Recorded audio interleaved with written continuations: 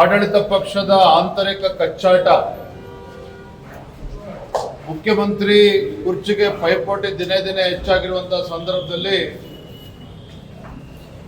ಆಡಳಿತ ಪಕ್ಷದ ಶಾಸಕರು ತಂಡೋಪತಂಡವಾಗಿ ದೆಹಲಿಯಲ್ಲಿ ವಾಸ್ತವ್ಯ ಹೂಡ್ತಾ ಇರುವಂತದ್ದು.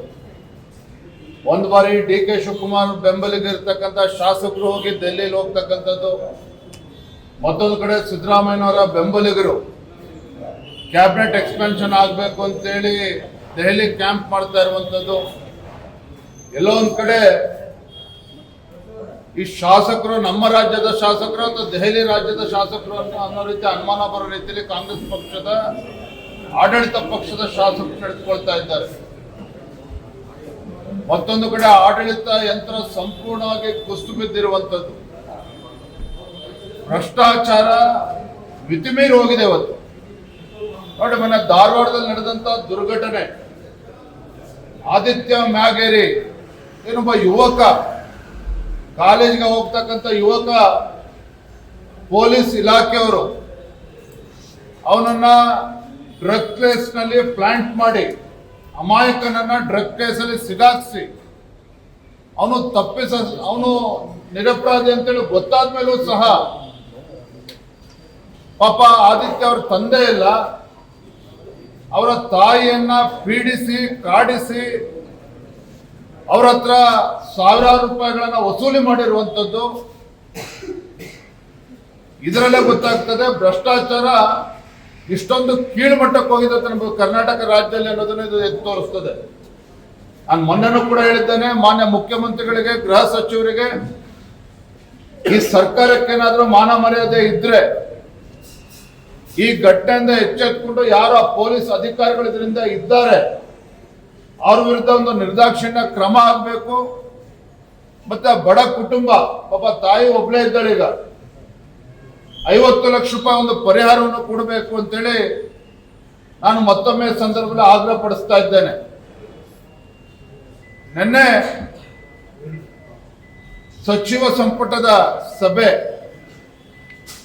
ಅಲ್ಪಸಂಖ್ಯಾತರಿಗೆ ಮತ್ತೆ 650 ಕೋಟಿ ರೂಪಾಯಿಗಳನ್ನು ನೀಡ್ತೇವೆ ಅಂತೇಳಿ ನನ್ನ ತೀರ್ಮಾನವನ್ನು ತೆಗೆದುಕೊಂಡಿದ್ದಾರೆ. ಭಾರತೀಯ ಜನತಾ ಪಾರ್ಟಿ ಅಲ್ಪಸಂಖ್ಯಾತರ ವಿರೋಧಿಗಳಲ್ಲ, ಆದ್ರೆ ರಾಜ್ಯದ ಮುಖ್ಯಮಂತ್ರಿಗಳಿಗೆ ನಾನು ಕೇಳೋದಕ್ಕೆ ಇಷ್ಟಪಡ್ತೇನೆ, ನಿಮ್ಮ ಕಾಂಗ್ರೆಸ್ ಸರ್ಕಾರ ರಾಜ್ಯದಲ್ಲಿ ಅಸ್ತಿತ್ವಕ್ಕೆ ಬಂದಾಗ ಹಿಂದೂಗಳು ಈ ಕಾಂಗ್ರೆಸ್ಗೆ ಮತ ಹಾಕಿಲ್ವಾಗಾದ್ರೆ ನಿಮ್ಮ ಸರ್ಕಾರಕ್ಕೆ, ಕಾಂಗ್ರೆಸ್ ಪಕ್ಷಕ್ಕೆ ಹಿಂದೂಗಳು ಯಾರು ಕೂಡ ವೋಟ್ ಕೊಟ್ಟಿಲ್ವಾ? ಯಾಕೆ ಪದೇ ಪದೇ ಈ ರೀತಿ ಅಲ್ಪಸಂಖ್ಯಾತರ ಓಲೈಕೆ ಒಂದು ಕಡೆ ಆದ್ರೆ ಹಿಂದೂಗಳಿಗೆ ಅಪಮಾನ ಮಾಡೋ ರೀತಿಯಲ್ಲಿ ಕಾಂಗ್ರೆಸ್ ಸರ್ಕಾರ, ಮಾನ್ಯ ಮುಖ್ಯಮಂತ್ರಿಗಳು ನಡೆದುಕೊಳ್ತಾ ಇರ್ತಕ್ಕಂಥದ್ದು ಇದು ಅಕ್ಷಮ್ಯ ಅಪರಾಧ. ನನಗನ್ಸ್ತದೆ ಕಾಂಗ್ರೆಸ್ ಪಕ್ಷದ ಈ ಸರ್ಕಾರದ ಪಾಪದ ಕೂಡ ತುಂಬಿದೆ. ಇವತ್ತು ಸಿದ್ದರಾಮಯ್ಯನವರು ಮುಖ್ಯಮಂತ್ರಿಗಳು ತೆಗೆದುಕೊಳ್ತಾ ಇರ್ತಕ್ಕಂಥ ಒಂದೊಂದು ನಿರ್ಧಾರಗಳು ಕೂಡ ಇವತ್ತು ಅಲ್ಪಸಂಖ್ಯಾತನ ಓಲೈಕೆ ಮಾಡಿಕೊಂಡು ನಮಗೆ ಅಪಮಾನ ಮಾಡ್ತಾ ಇರುವಂಥದ್ದು ಈ ರಾಜ್ಯದ ಜನ ಇವತ್ತು ಕ್ಷಮಿಸೋದಕ್ಕೆ ಸಾಧ್ಯ ಇಲ್ಲ. ಪದೇ ಪದೇ ಈ ರೀತಿ ಸರ್ಕಾರ ನಿರ್ಧಾರ ತೆಗೆದುಕೊಳ್ಳುವ ಮುಖೇನ ಇತರ ಎಲ್ಲ ಜನರಿಗೂ ಕೂಡ ಅಪಮಾನ ಮಾಡ್ತಾ ಇದ್ದಾರೆ. ಜಲ್ ಜೀವನ್ ಮಿಷನ್ ನಲ್ಲಿ ಕೇಂದ್ರ ಸರ್ಕಾರ 16,000 ಕೋಟಿಯಷ್ಟು ರಾಜ್ಯ ಸರ್ಕಾರ ನಿರ್ಲಕ್ಷ್ಯದಿಂದ ರಾಜ್ಯಕ್ಕೆ ಗೋತಾಗಿದೆ. ಪದೇ ಪದೇ ಮುಖ್ಯಮಂತ್ರಿಗಳಾದಿಯಾಗಿ ಸಚಿವ ಸಂಪುಟದ ಸದಸ್ಯರು, ನಾನು ತಮ್ಮ ಮುಖೇನ ರಾಜ್ಯದ ಮುಖ್ಯಮಂತ್ರಿಗಳಿಗೆ ವಿನಂತಿ ಮಾಡ್ತೇನೆ, ಕೇಂದ್ರ ಸರ್ಕಾರದ ಮೇಲೆ ಆರೋಪ ಹೊರಿಸೋದಕ್ಕಿಂತ ಒಬ್ರು ಕ್ಯಾಬಿನೆಟ್ ದರ್ಜೆ ಸಚಿವರನ್ನ ನೇಮಕ ಮಾಡ್ಲಿ, ಒಬ್ರು ಕ್ಯಾಬಿನೆಟ್ ಸಚಿವರನ್ನ ನೇಮಕ ಮಾಡ್ಲಿ. ನಾನು ಮುಖ್ಯಮಂತ್ರಿ ಕೇಳೋದಕ್ಕೆ ಇಷ್ಟಪಡ್ತೇನೆ, ಕಳೆದ 3 ವರ್ಷದಲ್ಲಿ ನೀವೇನ್ ಕಡಿದು ಕಟ್ಟಿ ಹಾಕಿದಿರಿ? ರಾಜ್ಯ ಸರ್ಕಾರ ಇವತ್ತು ಕಾಂಗ್ರೆಸ್ ಸರ್ಕಾರ ಅಸ್ತಿತ್ವಕ್ಕೆ ಬಂದಾಗಿನಿಂದ ಕೇಂದ್ರ ಸರ್ಕಾರದ ಮೇಲೆ ಆರೋಪ ಮಾಡುವುದನ್ನ ಬಿಟ್ರೆ ನೀವೇನು ರಾಜ್ಯದ ಅಭಿವೃದ್ಧಿಗೆ ಏನ್ ಕೊಡುಗೆಯನ್ನು ನೀಡಿದ್ದೀರಿ? ಕಾಂಗ್ರೆಸ್ ಸರ್ಕಾರ ಕೇಂದ್ರ ಸರ್ಕಾರದಿಂದ ಏನು ಹಣ ಬರಬೇಕು, ಜಲ್ ಜೀವನ್ ಮಿಷನ್ ಇರ್ಬೋದು, ಮತ್ತೊಂದು ಕಾರ್ಯಕ್ರಮದಿಂದ ಬಂದೇ ಬರ್ತದೆ. ಇವ್ರ ಯೋಗ್ಯತೆಗೆ ರಾಜ್ಯದಲ್ಲಿ ಒಂದು ಅಭಿವೃದ್ಧಿ ಕೆಲಸ ಮಾಡೋದಕ್ಕೆ ಹಣ ಬಿಡುಗಡೆ ಮಾಡೋದಕ್ಕೆ ಆಗ್ತಾ ಇಲ್ಲ. ಶಾಸಕರ ಅಭಿವೃದ್ಧಿ ಕ್ಷೇತ್ರಗಳ ಅಭಿವೃದ್ಧಿಗೋಸ್ಕರ 25 ಕೋಟಿ ಕೊಡ್ತೀವಿ ಅಂತೇಳಿ 6 ತಿಂಗಳುಗಳಾಯ್ತು. ನಾವು ನಮ್ಮ ಕ್ಷೇತ್ರಗಳಿಗೆ ಪ್ಲಾನ್ ಆಫ್ ಆಕ್ಷನ್ ಎಲ್ಲವನ್ನು ಕೂಡ ಕೊಟ್ಟರೂ ಸಹ ಇವತ್ತಿಗೂ ಕೂಡ ಸರ್ಕಾರ ಯಾವುದೊಂದು ನಿರ್ಧಾರವನ್ನು ಮಾಡದೇ ಇರುವಂಥದ್ದು. ಇದರಲ್ಲೇ ಗೊತ್ತಾಗ್ತದೆ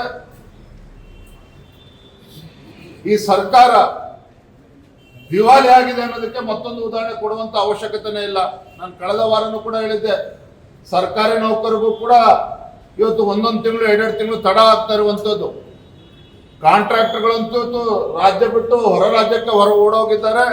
ಇನ್ನು ಕೆಲವು ಆತ್ಮಹತ್ಯೆ ಮಾಡ್ಕೊಳ್ತಕ್ಕಂಥ ಪರಿಸ್ಥಿತಿ ನಿರ್ಮಾಣ ಆಗಿರುವಂಥದ್ದು. ಹಾಗಾಗಿ ಮಾನ್ಯ ಮುಖ್ಯಮಂತ್ರಿಗಳಿಗೆ ತಮ್ಮ ಮುಖೇನ ನಾನು ವಿನಂತಿ ಮಾಡ್ತೇನೆ, ಕೇಂದ್ರ ಸರ್ಕಾರದ ಅಂಕಿಅಂಶಗಳನ್ನ ಒಂದ್ ಕಡೆ ಇಟ್ಕೊಳ್ಳಿ. ನೀವೇನು ರಾಜ್ಯದಕ್ಕೆ ಕೊಡುಗೆ ನೀಡಿದ್ರೆ ಅದ್ರ ಬಗ್ಗೆ ಪಟ್ಟಿಯನ್ನು ಕೊಡಬೇಕು ಅಂತೇಳಿ ನಾನು ಈ ಸಂದರ್ಭದಲ್ಲಿ ಆಗ್ರಹ ಪಡಿಸ್ತೇನೆ. ನ್ಯೂಸ್ ಫಸ್ಟ್ ನಿರ್ಭೀತಿಯಿಂದ ನಿಮ್ಮ ಪರವಾಗಿ.